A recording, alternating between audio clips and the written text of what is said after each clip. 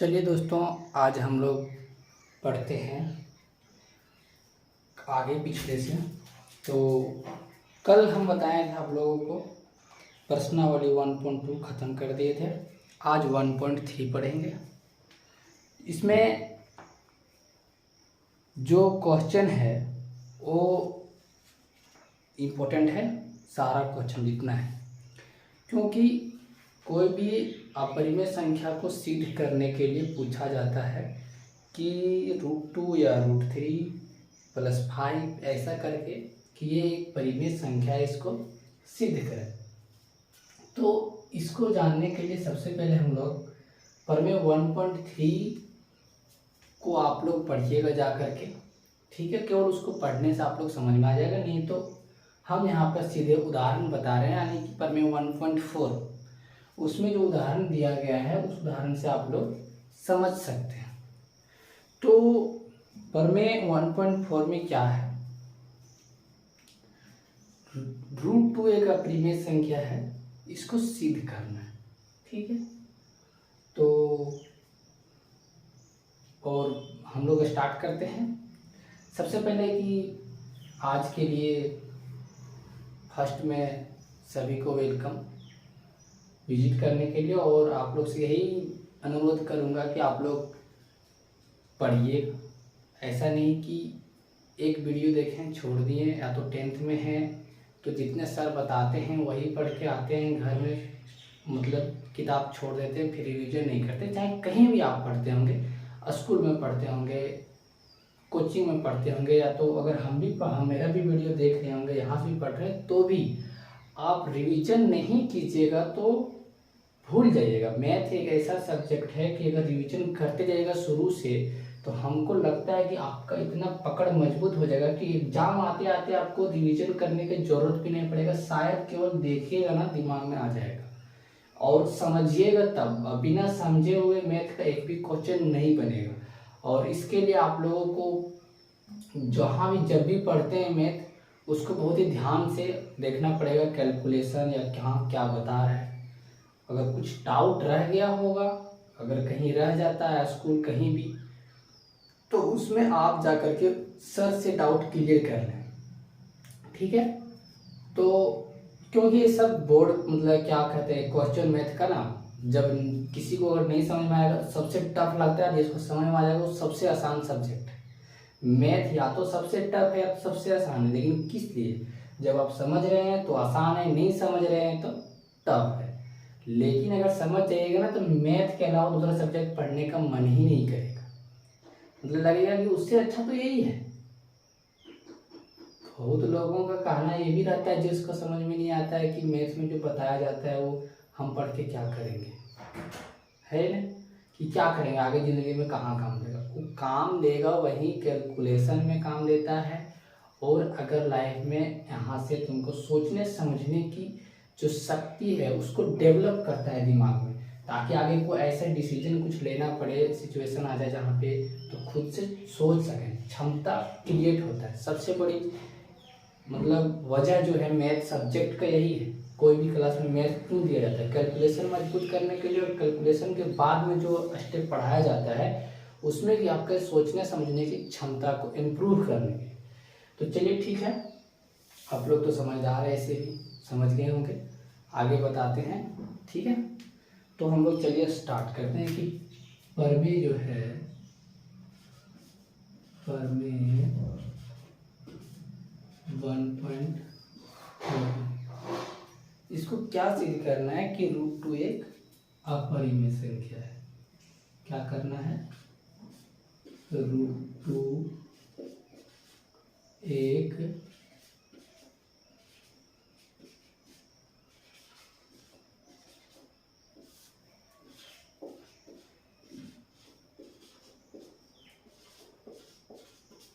अपरिमेय संख्या है, इसको सिद्ध करना है। अब बहुत लोगों के माइंड में होगा कि हम लोग तो पढ़े हैं कि √2 √3 छोटे में तो बताया गया है कि ये अपरिमेय संख्या होकर ही ना, क्यों होते हैं, किस लिए होते हैं, इसको सिद्ध करना है, ठीक है। तो हम लोग इसको सिद्ध करते हैं। इसका विपरीत मानो, कि √2 एक परिमेय संख्या मान लेते हैं कि माना कि √2 एक परिमेय संख्या है जिसे p/q के रूप में व्यक्त किया जा सकता है, जहां p और q सह अभाज्य पूर्णांक है तथा q जो है 0 के बराबर नहीं होता है, चल नहीं है। ये परिमेय 1.3 से कथन लाया हुआ है, ठीक है। तो इसी को हम लोग यहाँ लिखते हैं, ठीक है, कि माना कि √2 एक परिमेय संख्या है जिसे p/q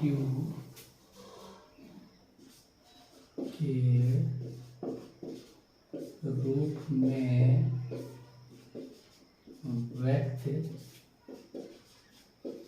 किया जा सकता है, ठीक है, जहां p और q सह अभाज्य पूर्णांक हैं तथा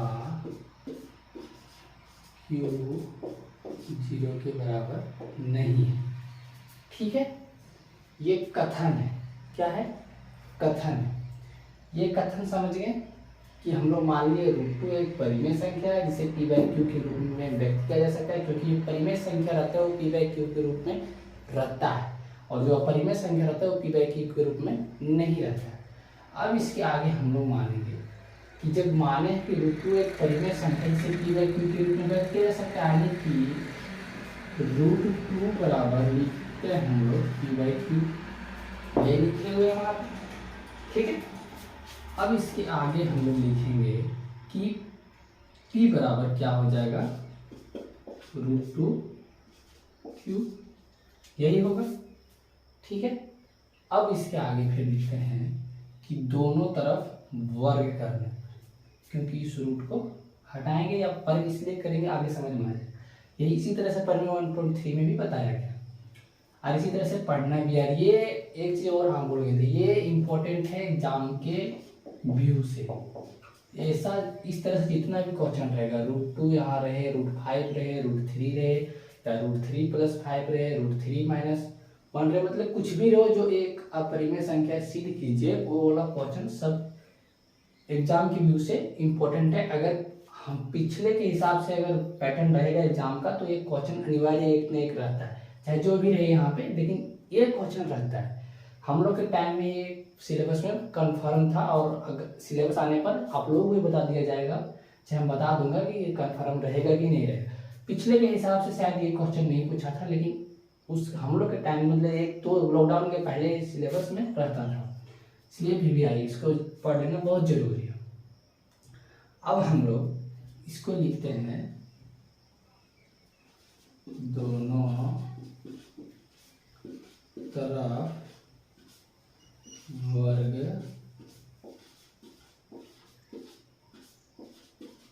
करने पर, ठीक है।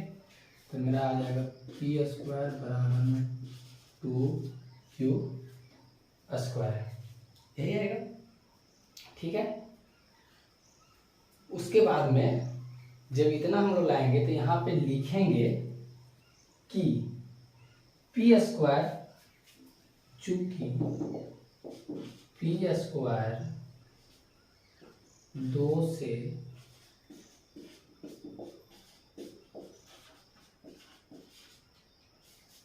विभाज्य है, इसलिए p भी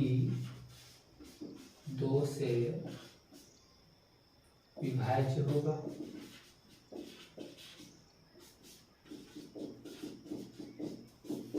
ठीक है, इतना दूर आप लोग लिख लीजिए, या तो फिर हम उधर साइड में बना दें ताकि एक ही बार में पूरा का पूरा आ जाएगा। ठीक है। अब बहुत लोगों के मन में डाउट होगा कि ये कैसे हुआ सर, नहीं समझ में आया कि पी स्क्वायर 2 से विभाज्य है तो पी भी 2 से कैसे विभाज्य। हम आपको रफ में बताते हैं। मान लो कि 2 का जो स्क्वायर है, ठीक है, वो 2 से विभाज्य है कि नहीं। तो इसका अगर हम 2 लिखेंगे तो क्या 2 से विभाज्य नहीं होगा? होगा कि नहीं होगा? बस लिखा हुआ है कि पी स्क्वायर 2 से विभाज्य है, यानी कि 2 का स्क्वायर 4 हुआ तो 4 जब 2 से विभाज्य है तो 2 भी 2 से विभाज्य होगा। क्योंकि यहाँ पे बड़ा है, यहाँ पे छोटा है, तो इसको जब छोटा अंक करेंगे तो विभाज्य होगा, ठीक है, इसलिए लिखे थे। अब इसके आगे हम लोग लिखते हैं, मानेंगे फिर से कि यहाँ पे कि P बराबर, यहाँ पे खंड कर देते हैं, ठीक है।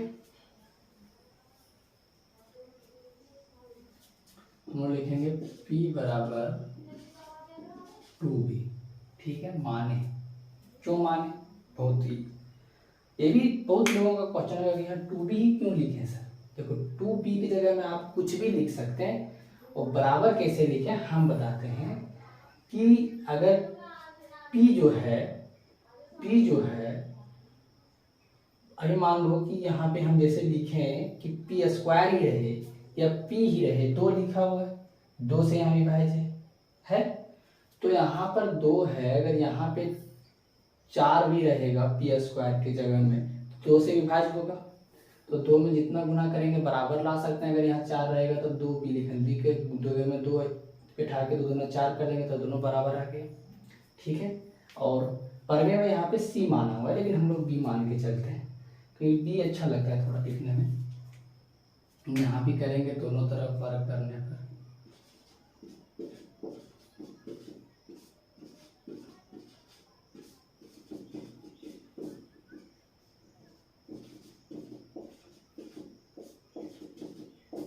ठीक है, दोनों तरफ वर्ग करने पर कितना आ जाएगा? पी स्क्वायर बराबर में 4b स्क्वायर, ठीक है, इतना ही आएगा, समझे। जब यहाँ भी हम लोग दोनों तरफ वर्ग किए तो अब हम लोग देखिए कि ये जो पी स्क्वायर है और ये पी स्क्वायर है, दोनों तो सेम है। इसमें बराबर 2q स्क्वायर लिखा हुआ, वहाँ 4b स्क्वायर लिखा हुआ, यानी कि हम लोग लिख सकते हैं, इसलिए 2q स्क्वायर बराबर 4p स्क्वायर। बोलेगा ये कैसे लिखें? ये जो पी स्क्वायर है ना, इसका मान देखो 2q स्क्वायर है, वही यहाँ पे हम लोग इंक्लूड किए बैठाएं। अब 2 से कट गया ये 2, यानी कि आ गया मेरा q स्क्वायर बराबर में 2b स्क्वायर, यही आएगा। अब फिर से हम लोग यहाँ लिखते हैं कि चूंकि q स्क्वायर 2 से विभाज्य है, इसलिए q भी 2 से विभाज्य होगा, ठीक है, यही होगा जैसा यहाँ बताएं तो वैसा वहाँ भी है। अब यहाँ पे इसके आगे हम लोग क्या लिखेंगे कि P और Q सहअभाज्य पूर्णांक है। सहअभाज्य पूर्णांक मतलब आप लोग समझते हैं, मतलब कि दोनों का अगर कोई रहता है तो केवल एक गुणनखंड आएगा, कहने का मतलब 1 आएगा, एक मतलब जैसे 1 और 3 का गुणनखंड कितना आएगा, तो 1 गुना 1 1 गुना 3, केवल एक ही कॉमन आएगा, इसी को सहअभाज्य गुणनखंड कहते हैं। इसके अलावा नहीं आना चाहिए दूसरा। लेकिन यहाँ पर हम लोग गौर से देखें तो P 2 से विभाज्य, Q भी 2 से विभाज्य, यानी कि एक और गुणनखंड आ गया कितना, 2 से। तो हम लोग लिख सकते हैं अतः P और Q दोनों 2 से विभाज्य। इसको आगे लिख देते हैं, ठीक है, यहाँ तक आप लोग लिख लीजिए, फिर ये वाला साफ करेंगे, वो पूर्णांक रहने देंगे, ठीक है।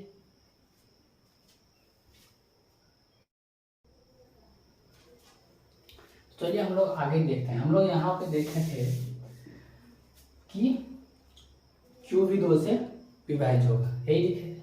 अब आगे लिखते हैं अतः P और Q दोनों 2 से विभाज्य है। दोनों विभाज्य है कि नहीं? इसलिए कथन विरोधाभास है, क्योंकि ये बोले कि सहअभाज्य यानी कि केवल एक ही आएगा, उसके अलावा नहीं आएगा, लेकिन यहाँ एक और आ गया 2 से, तो हम लिखेंगे इसलिए यह कथन विरोधाभास है।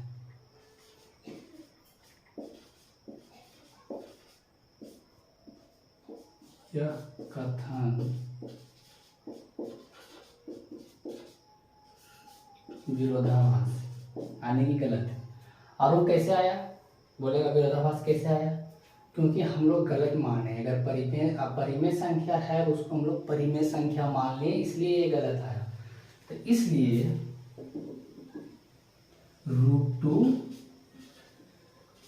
एक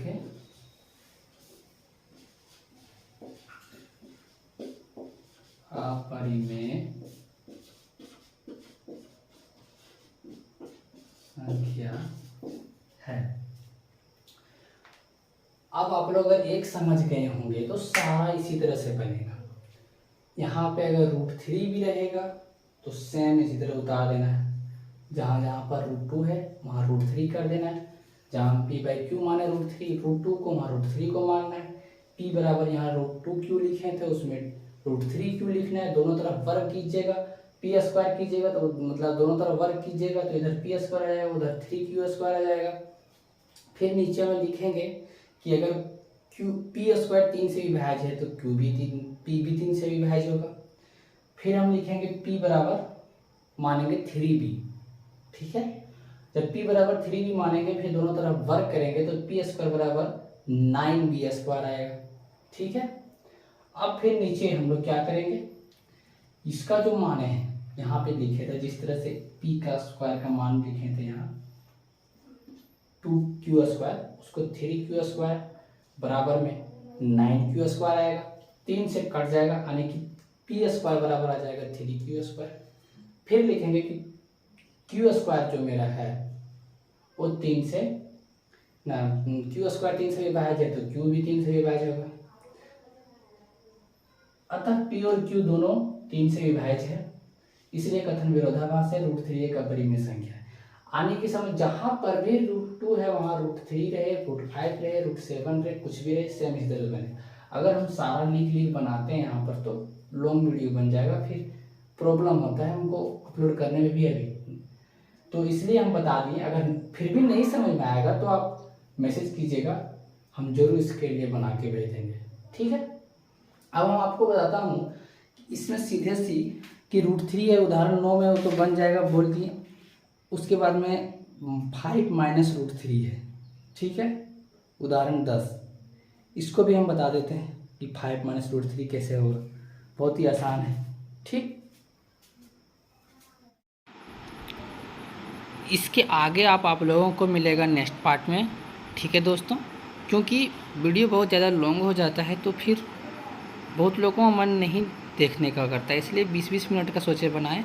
तो इसका आगे तुरंत आप देख सकते हैं, जिसका लिंक डिस्क्रिप्शन में दिया हुआ है कि पार्ट 2 करके, उसमें इससे आगे मिल जाएगा।